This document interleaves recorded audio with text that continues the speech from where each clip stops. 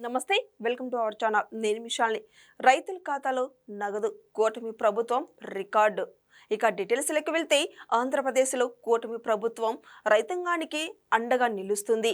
జగన్ పాలనలో కుదిలైన వ్యవసాయ రంగాన్ని ఆదుకోవడానికి అన్నదాత సుఖీభవ పథకాన్ని అమలు చేస్తుంది. ఇందులో భాగంగా కృష్ణా జిల్లా గన్నవరం నియోజకవర్గంలో శుక్రవారం నిర్వహించిన అన్నదాత సుఖీభవ కార్యక్రమంలో ముఖ్యమంత్రి నారా చంద్రబాబు నాయుడు పాల్గొన్నారు. నేరుగా రైతుల ఖాతాల్లోకి నగదును విడుదల చేశారు. రైతు సంక్షేమమే కూటమి ప్రభుత్వం ప్రధాన లక్ష్యమని స్పష్టం చేశారు. రైతులకు ఆర్థిక భరోసా కల్పించేందుకు ఏటా 20,000 రూపాయలను అందిస్తున్నట్లు చంద్రబాబు వెల్లడించారు.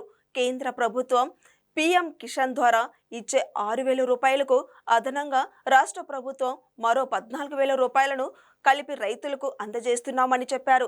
ధాన్యం కొనుగోలు చేసిన 24 గంటల్లోనే రైతుల బ్యాంకు ఖాతాలో డబ్బు జమ చేస్తున్నామని, ఎక్కడ అవకతవకలకు తావు లేకుండా పారదర్శక విధానాలను అమలు చేస్తున్నామని తెలిపారు. విత్తనం వేసే సమయానికి చేతిలో చిల్లిగవ్వ లేక రైతులు, వడ్డీ వ్యాపారులు దగ్గరకు వెళ్లి పరిస్థితి రాకూడదనే ఉద్దేశంతో కూటమి ప్రభుత్వం ప్రతి రైతుకు ఏటా 20,000 రూపాయలు ఆర్థిక సాయాన్ని అందిస్తుంది.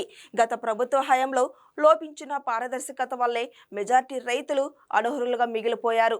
అయితే ప్రస్తుత కూటమి ప్రభుత్వం సాంకేతికతను జోడించి అత్యంత పారదర్శకంగా ఈ సాయాన్ని అందజేస్తుంది. అర్హులైన ఏ ఒక్క రైతు కూడా ఈ పథకం నుండి దూరం కాకూడదనే లక్ష్యంతో ప్రభుత్వం ముందుకు సాగుతుంది. వ్యవసాయానికి లాభసాటిగా మార్చడమే లక్ష్యంగా కూటమి సర్కార్ అడుగులు వేస్తుంది. కేవలం పెట్టుబడి సాయంతోనే ఆగిపోకుండా గిట్టుబాటు ధర కల్పించడం, మౌలిక సదుపాయాల కల్పన, సాగునీటి ప్రాజెక్టులను వేగంగా పూర్తి చేయడం వంటి చర్యలతో గ్రామీణ ఆర్థిక వ్యవస్థను బలోపేతం చేస్తున్నారు. అన్నదాత సుఖీభావ పథకం నిరంతరాయంగా కొనసాగడం వల్ల రాష్ట్రంలో సాగు విస్తీరణ గణనీయంగా పెరిగింది.